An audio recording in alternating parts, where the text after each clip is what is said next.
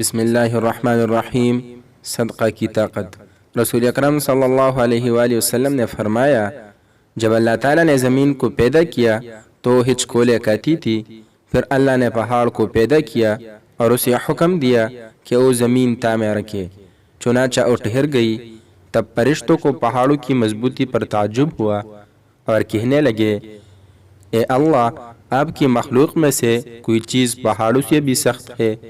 फरमाया, लोहा इससे भी ज़्यादा सख्त है। पूछा, लोहे से भी ज़्यादा सख्त कोई चीज़ है? फरमाया, आग। पूछा, कोई आग से भी ज़्यादा सख्त है? फरमाया, पानी। पूछा, पानी से भी ज़्यादा सख्त कोई चीज़ है? फरमाया, हवा पानी से भी ज़्यादा सख्त है। पूछा, हवा से भी ज़्यादा सख्त कोई चीज़ है? अल्लाह ने फरमाया, हाँ।